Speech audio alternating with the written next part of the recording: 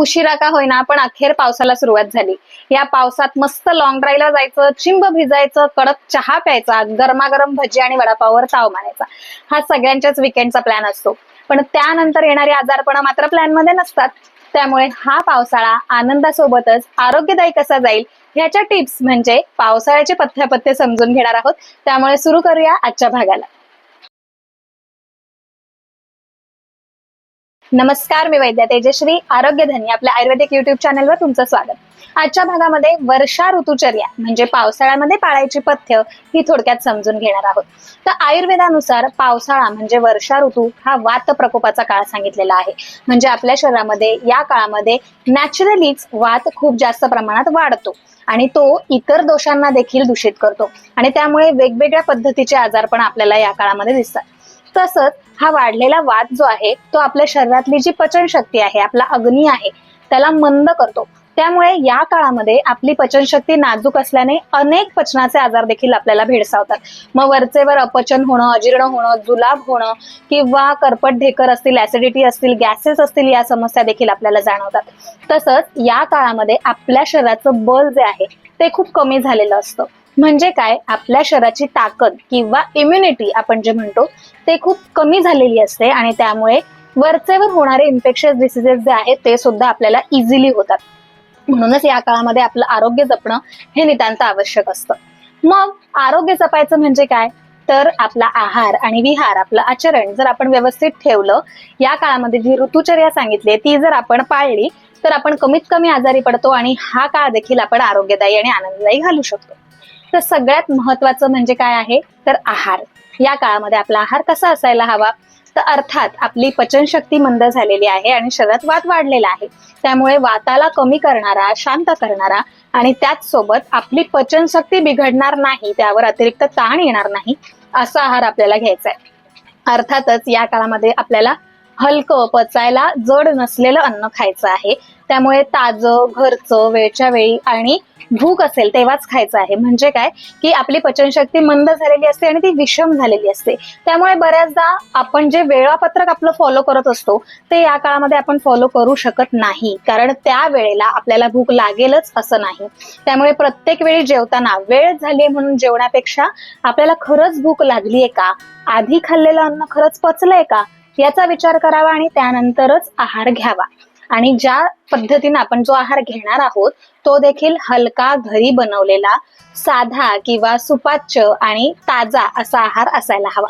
अर्थातच बाहेरचे बेकरीचे पदार्थ असतील, तळलेले पदार्थ असतील, त्यानंतर जे शिळे पदार्थ आहेत किंवा चायनीज सारखे पदार्थ आहेत, अति मसालेदार पदार्थ आहेत, ते या काळामध्ये आपल्याला खायचे नाहीयेत, कारण त्यामुळे आपल्या शरीराची पचनशक्ती आहे ती अजून खराब होणार आहे आणि मग अपचनाचे किंवा वेगवेगळे पोटाचे आजार आपल्याला होणार आहेत। हाताला शांत करणारे जे रस आहेत म्हणजे मधुर, आम्ल, लवण म्हणजे गोड, आंबट आणि खारट आणि तेल किंवा तूप असलेले पदार्थ आपल्याला या काळामध्ये खायचे आहेत। म्हणून बाहेरचे तळलेले पदार्थ नाही, तर घरचे, जसं की लोणचं आहे, आपण आधीच्या एका व्हिडिओमध्ये आपल्या बघितलेलं आहे की लोणच्यासारखा घरी बनवलेला पदार्थ असेल किंवा वेगवेगळ्या कोशिंबिरी आहेत किंवा वेगवेगळ्या उसळी आहेत, सार आहेत, आमट्या आहेत, यांचा आहारामध्ये समावेश आपल्याला करायचा आहे।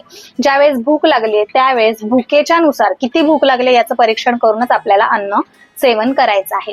तुम्ही जर विचार केला असेल तर या काळामध्ये आपली वेगवेगळी व्रत वैकल्य किंवा अनेक उपवास या काळामध्येच आपले येतात। श्रावण महिन्यासारखा पवित्र महिना येतो, तर ह्याचा अनेकदा आपण आपल्या सणांच्या उहापोहामध्ये विचार केलेला आहे की या काळामध्ये लंघन हे अतिशय फायदेशीर ठरतं। कारण पुन्हा तेच की आपली पचनशक्ती मंद झालेली असते, त्यावरचा ताण कमी व्हावा यासाठी लंघन करायला सांगितलेलं आहे आणि हे लंघन या वेगवेगळ्या उपवासांच्या मार्फत आपलं होत असतं आणि त्यामुळे आपलं आरोग्य अबाधित ठेवण्यासाठीचा तो एक प्रयत्न आपल्याला तिथे दिसतो। तर ज्यावेळेस भूक लागली नसेल किंवा पचनाच्या तक्रारी असतील अशा वेळी जरूर लंघन या काळामध्ये केलं जावं। तसंच जेवणामध्ये हलके पदार्थ म्हणजे शक्यतो कोरडे अन्न पदार्थ खाऊ नयेत, तर मुगाच्या डाळीची खिचडी असेल, भात, वरण भात असेल किंवा कुळथाचं कडण, कुळीथ या काळासाठी अत्यंत फायदेशीर आहेत, त्यामुळे कुळथाचं कडण, उसळ, मुगाची उसळ, मसूर, मटकी यांची उसळ असेल। शक्यतो पालेभाज्या या काळामध्ये खायच्या नाहीयेत, तर फळभाज्या किंवा ही छोटी कडधान्य जी आहेत, मोड न आलेली कडधान्य वाफवून त्यांच्या उसळी करून, आमट्या करून आपण खाऊ शकतो। तसंच वेगवेगळ्या भाज्यांची सूप किंवा वेगवेगळ्या डाळींचे कढण देखील तुम्ही घेऊ शकता। दही हा जो पदार्थ आहे तो देखील या काळामध्ये घेऊ शकतो, कारण कारण दही हे उष्ण आहे, थंड नाही. त्यामुळे दही या काळामध्ये जे आहे ते वाताला कमी करण्याचं काम करतं आणि त्याच पद्धतीनं आपल्या शरीरात स्निग्धपणा देतं. पण ते पचायला थोडं जड असल्यामुळे खूप जास्त प्रमाणामध्ये दही खायचं नाहीये. तर कोशिंबिरी, रायते किंवा कढी असेल किंवा छोटी वाटी ताक असेल, अशा पद्धतीने दह्याचा समावेश, ताकाचा समावेश आपल्या आहारामध्ये आपण करू शकतो. बेकरीचे पदार्थ, शिळे पदार्थ, फ्रीजमध्ये ठेवलेलं अन्न या काळामध्ये आपल्याला टाळायचं आहे. तसंच जेवणाच्या आधी एक छोटा आल्याचा तुकडा आणि सैंधव मीठ हे आपण एकत्र करून चावून खायचंय. किंवा जेवणानंतर मुखवास जो आपण घरी करतो, म्हणजे बडीशेप, धणा डाळ, त्यानंतर लवंग, मिरे यांसारखे बरेचसे मसाल्याचे पदार्थ वापरून आपण मुखवास जो घरच्या घरी बनवतो त्याची रेसिपी आपल्या चॅनलवर देखील अवेलेबल आहे. तर तशा पद्धतीचा मुखवास किंवा घरी बनवलेला पानाचा विडा हे जर आपण आहारामध्ये अदलून बदलून ठेवलं तर त्यामुळे देखील पचनशक्ती सुधारण्यासाठी मदत होते. तसंच वेगवेगळ्या सिद्धजलांचा वापर देखील आपण या काळात करू शकतो. मग तुळस असेल किंवा सुंठ आहे यांनी सिद्ध केलेलं पाणी असेल किंवा नॉर्मल पाणी जे आहे ते उकळून कोमट केलेलं जे पाणी आहे तेही पिण्यासाठी अत्यंत फायदेशीर ठरतं. आता आहाराचं झालं तर विहार कसा असावा, म्हणजे आपलं आचरण कसं असावं. तर या काळामध्ये दौर्बल्य आलेलं आहे, वात वाढलेला आहे, त्यामुळे खूप जास्त हेवी एक्सरसाइज, अति व्यायाम आपल्याला करायचा नाहीये.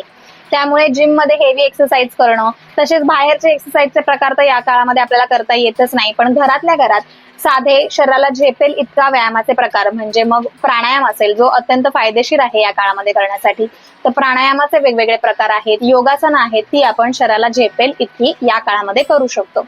तसंच कितीही वाटलं तरीही दिवसा झोपायचं नाहीये आणि रात्रीचं जागरण करायचं नाहीये. त्यामुळे या काळामध्ये वात वाढेल अशी कुठलीही क्रिया आपल्याला करायची नाहीये. तसंच हा वाढलेला वात शांत करण्यासाठी आंघोळीच्या आधी शरीराला स्नेहन, म्हणजे संपूर्ण अंगाला घरात उपलब्ध असलेलं तेल लावावं, तिळतेल लावावं आणि खूप चांगल्या पद्धतीनं स्नेहन किंवा मसाज करून त्यानंतर उठण्याने आंघोळ करावी, म्हणजेच अभ्यंग स्नान करावं. ते अत्यंत फायदेशीर ठरतं. आता काही पंचकर्माच्या प्रक्रिया आहेत, काही कर्म आहेत की त्यांचा वापर या काळामध्ये खूप चांगल्या पद्धतीनं करता येतो.